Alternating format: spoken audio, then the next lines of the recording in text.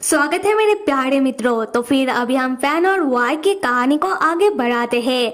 और जैसा कि हमने देखा था, वाई बिना कुछ कहे नाराजगी में अपने गाड़ी को स्टार्ट करता है और हम अगले सीन में देखते हैं कि फैन और वाई के गाड़ी के अंदर है और वाई बिना कुछ कहे अपने गाड़ी को बस चलाए लेकर जा रहा था और कहाँ जा रहा था शायद वाई को भी नहीं पता। और फैन तब अपने पास से अपना फोन निकालता है।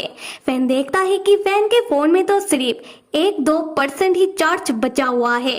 फैन तब जल्दी में नान की दाइमा को मैसेज करके कहता है कि आंट, मैं घर से थोड़ा बाहर आया हूँ और नान हमारे घर में ही है, तो क्या आंट आप प्लीज मेरे घर आकर नान का देखभाल कर सकती हो। तब दाइमा तुरंत रिप्लाई करती है कि हाँ फैन, बिल्कुल, मैं अभी ही नान के लिए तुम्हारे घर पहुंचती हूँ। फिर फैन अपना फोन रखता है और मन ही मन सोचने लगता है कि मैं घर से इतनी जल्दबाजी में निकला कि मैं अपना चार्जर तो लाया ही नहीं। खैर कोई बात नहीं, इतने चार्ज में एटलीस्ट एक मैसेज तो हो ही पाया। उसके बाद फैन वाई की ओर देखता है और मन में सोचने लगता है कि अब वाई थोड़ा शांत लग रहा है और भगवान का शुक्र है कि जैसा मैंने सोचा था वैसा कुछ नहीं हुआ।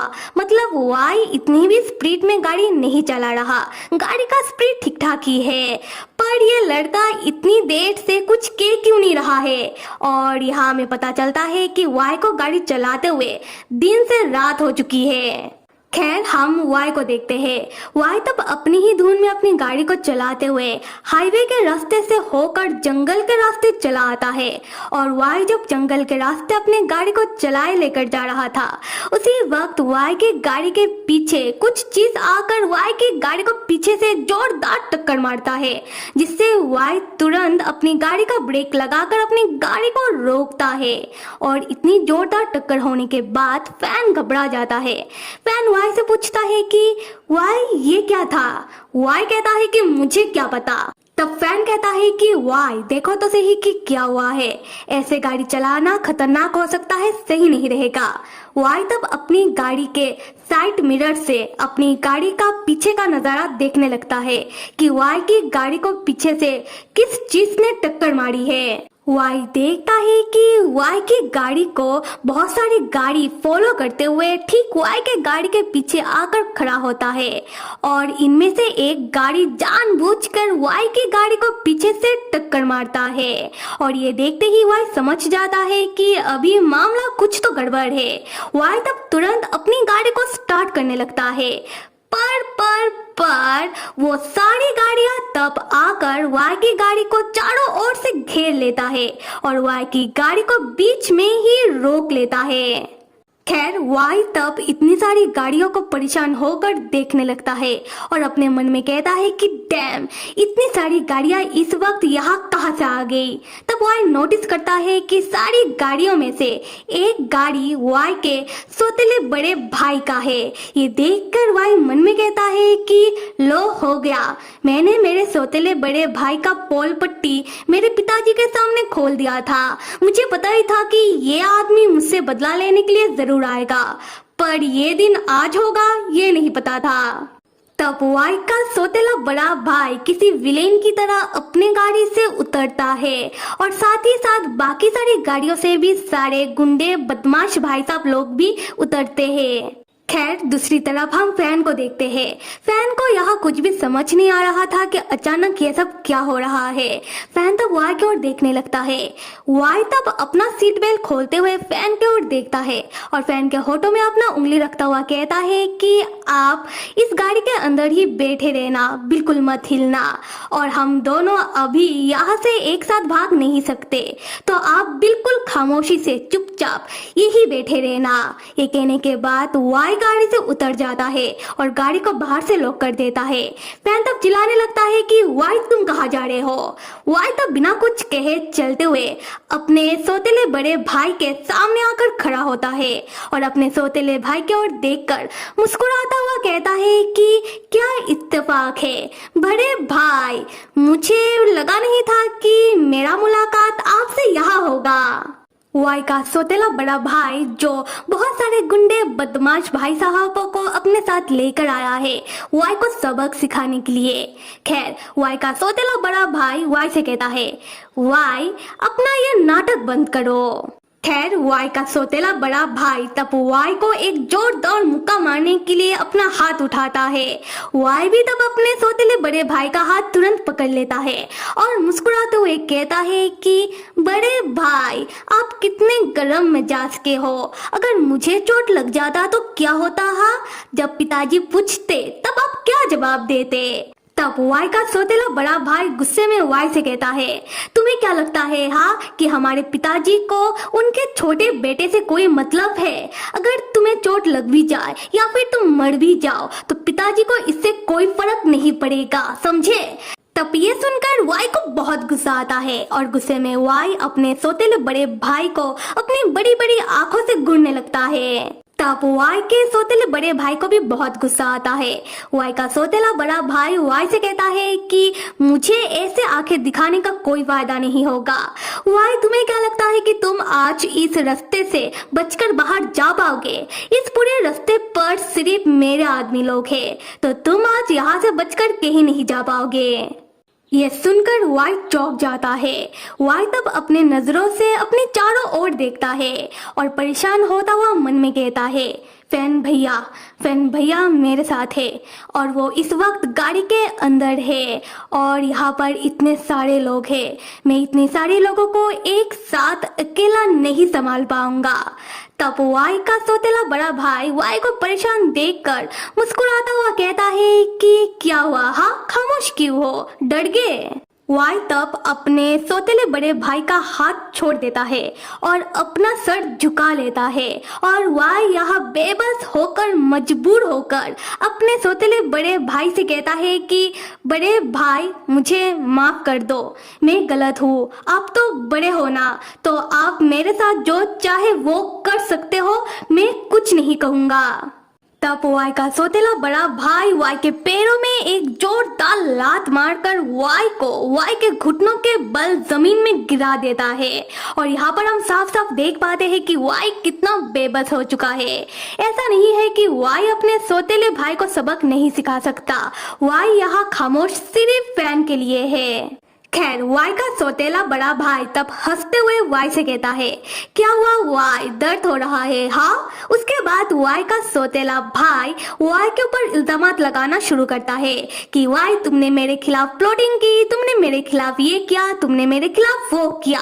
वाई तुम्हारा इतना हिम्मत कैसे हुआ कि तुमने मेरे सगे भाई का कान भरने की कोशिश की, वो भी मेरे खिलाफ, जिससे मेरा सगा भाई मेरा खिलाफ चला जाए? और वाई मैंने कंपनी में जितने भी घोटाले किए तुम वो सारी बात जाकर हमारे पिताजी को बता दिया। ये सब करने की तुम्हारा हिम्मत कैसे हुआ? तुम खुद को क्या समझते हो? और ये सारी बातें कहते हुए वाई का सौतेला बड़ा भाई वाई का गिरेबान पकड़ लेता है और वाई से कहता है कि वाई तुम्हारे लिए बस एक लात काफी नहीं है।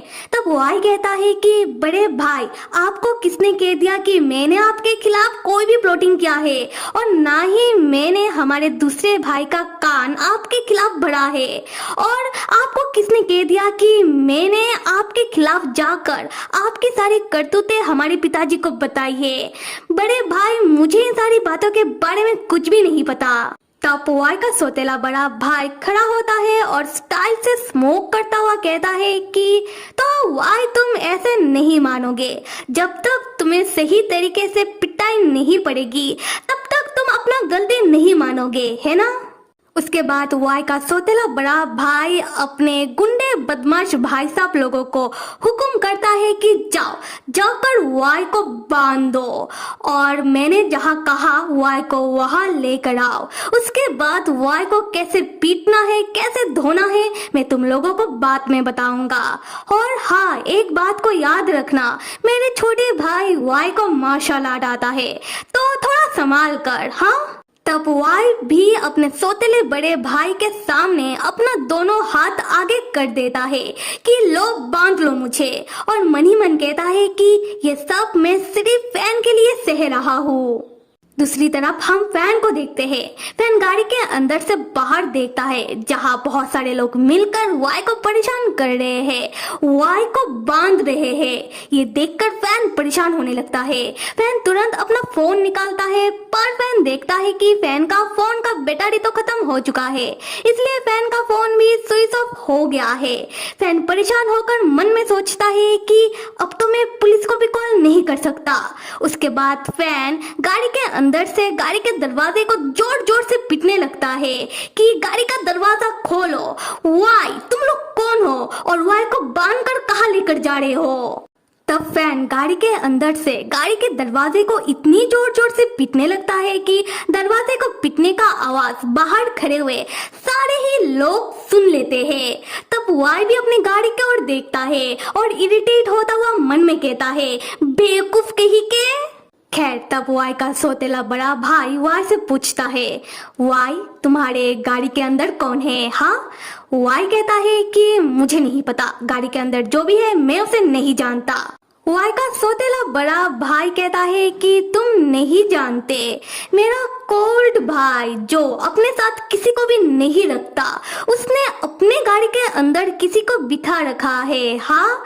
तब वाई फिर से कहता है कि मुझे नहीं पता, गाड़ी के अंदर जो भी है वो उतना खास नहीं है।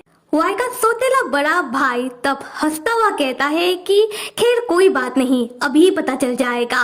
उसके बाद वाई का सौतेला बड़ा भाई अपने गुंडे बदमाश भाई साहब लोगों को फिर से हुक्म करता है कि जाओ, गाड़ी के अंदर जो भी है उसे भी बांध कर वाई के साथ लेकर आओ। अगले सीन में हम फैन और वाई को सुनसान बंद पड़ा हुआ फैक्ट्री के अंदर देखते हैं, वो भी बंधा हुआ हालत में। खैर, वाई तब फैन के ऊपर चिल्लाया जा रहा था कि फैन भैया, आपके पास अक्ल है कि नहीं?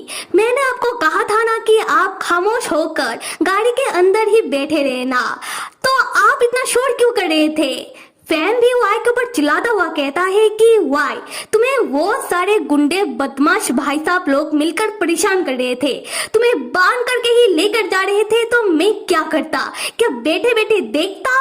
तब वाई फैन के ऊपर और ज्यादा चिल्लाता हुआ कहता है कि तो फिर फैन भैया, आपने ये सब करके क्या उखाड़ लिया? हाँ, आप भी तो मेरे साथ अभी इधर ही बंधे हुए हो, और अगर आप देख ही रहे थे कि वो सारे गुंडे बदमाश भाई साहब लोग मुझे बांधकर मेरे ऊपर हमला करके मुझे अपने साथ लेकर जा रहे थे, तो जब वो लोग मुझे अपने साथ लेकर चले जाते तब आप चुपचाप उधर से निकल सकते थे, पर नहीं, आपको तो बेवकूफी करना था। और आप वैसे तो नान का इतना फिक्र करते रहते हो, तो क्या उस समय आपको नान का फिक्र नहीं हुआ कि अगर आपको कुछ हो जाए तो नान का क्या होगा? फैन तब परेशान होकर वाई से कहने लगता है कि वाई, उस समय तुम मुसीबत में थे, तुम्हें मेरा जरूरत था, तो इसलिए उस समय मुझे और कुछ नहीं सूझा। और ये सुनकर वाई चौंक जाता है और वाई मन ही मन थोड़ा बहुत खुश भी होने लगता है कि वाई को मुसीबत में देखकर फैन के जहन में सिर्फ और सिर्फ वाई का ख्याल ही आया। फैन ने सिर्फ वाई के बारे में सोचा और ये सोचकर वाई मन ही मन बहुत ही प्यार से कहता है कि फैन। तो फिर मेरे प्यारे मित्रों, अगर मेरा एक्सप्लेनेशन पसंद आ रहा है तो कमेंट में बताओ, और कहानी को आगे देखने के लिए till then stay with me and see you.